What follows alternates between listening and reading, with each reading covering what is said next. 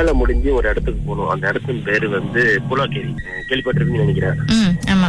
அந்த புலாக்கேரியில வந்து ஒரு 14 டிவிஷன் இருக்கு. செம்மன் ரோடு. அப்ப ஒரு வாரத்துல ஒரு 2 தடவை அங்க போவேன். எங்க அத்தை வீட்டு இருக்காங்க. எப்போதும் தனியா தான் போவேன் வேலை முடிச்சு. அன்னைக்கு போறப்ப வந்து ஒருத்தர் வந்து வயசானவரு, சிலிப்பா போட்டிருந்தாரு, ஷார்ட் பேண்ட் போட்டிருந்தாரு. என்ன உள்ளுக்கு ஏத்திட்டு போயிருங்கன்னு சொன்னாரு பாருங்களேன். நானும் அவர் ஏத்திட்டேன். ஏத்திட்டு எங்கன்னு கேட்டேன். நீங்க போங்க, ஏன் நான் சொல்றேன்னு சொன்னாரு. சின்ன பிள்ளைங்க பார்த்தா பயப்படும். அந்த மாதிரி ஒரு முகத்தோற்றம் இருந்துச்சு அவர்கிட்ட. அப்ப 7 மணிக்கு மேல ஆச்சு பாருங்களேன். ஏன்னா நான் போற பாதை வந்து காட்டு பகுதி. பொதுவாவே நார்மலாவே 7 மணிக்கு மேலனாக்க இருட்டாயிரும் அந்த காட்டு பகுதியில. இப்ப நானும் போயிட்டு இருக்கேன். அவரு பேசிக்கிட்டு வந்துகிட்டு இருக்காரு என்கிட்ட. நீங்க எங்க இருக்கீங்க அதெல்லாம் கேட்டுட்டு வந்தா. அப்ப நானும் அவர்கிட்ட கேட்டேன், நீங்க எங்க இருக்கீங்க, அந்த ஒன்றே எங்க இருக்கீங்க இந்த நேரத்துல அப்படின்னு சொல்லிட்டு இருந்தாரு. வீட்டுல பிரச்சனையா, பையனுங்க வேர்த்திட்டானுங்க அதெல்லாம் சொல்லிக்கிட்டு வந்தாரு. எனக்கு அவரு போக போக போக சொல்லிக்கிட்டே இருக்கிறாரு.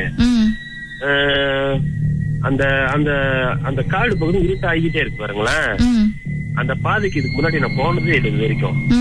ஏன்னா நான் போக வேண்டிய பாதை வேற, இவர் சொன்ன பாதை வேற பாருங்களேன். நீங்க போனது கார்லயா பைக்லயா? பைக். போய்கிட்டே இருக்கிறோம். இன்னும் எங்க ஐயா போனோம் அப்படின்னு கேக்குறேன். இல்ல நீங்க போங்க நான் சொல்றேன். கிட்டதான் சொல்றாரு. ஏறக்குறைய ஒரு 4 கிலோமீட்டர் தூரத்துக்கு வந்திருப்பேன். எனக்கு ரொம்ப உண்மையில பயந்துட்டேன்.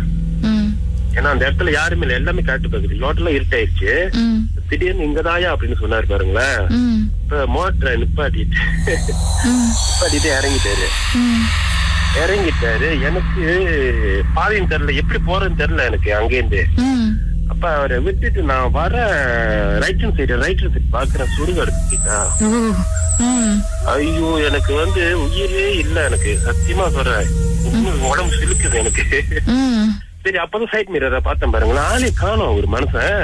ஐயோ என்னடா அது, சரியா மாட்டிக்கிட்டோமா, என்ன ஆச்சு எனக்கு அப்படின்ட்டு இப்ப நிறைய மனசுக்குள்ளே பிரேயர் சொல்லிட்டு அங்க பின்னாடி திரும்பியே பாக்கல. நானு சைட்ல பார்த்தேன் தெரியுங்களா, அதோட எனக்கு வேற மாதிரி சிந்தனை எல்லாம் வந்துருச்சு. விட்டுட்டு விட்டா போகுதா சாமின்ட்டு ஹோட்டல வேகமா வந்துட்டேன். அது எப்படிதான் வெளியே வந்தேன்னு எனக்கு தெரியல. நான் கரெக்டா நான் வர வேண்டிய இடத்துக்கு வந்து சேர்ந்துட்டேன். அதோட ஆனா அவரு யாரு நானும் விசாரிச்சேன். இது வரைக்கும் எனக்கு யாருன்னு தெரியல. அவரு அப்படி ஒரு மனசு இருக்காருன்னு கூட தெரியல. அதுக்கப்புறம் என்ன ஆச்சுன்னா எனக்கு 2 நாள் காய்ச்சல் படுத்து. அந்த நிலைமையில யாரு இருந்தாலும் அப்படியே ஒரு மாதிரி கொலை நடுங்கி இருக்கும். உண்மையிலே வைத்துட்டேன்.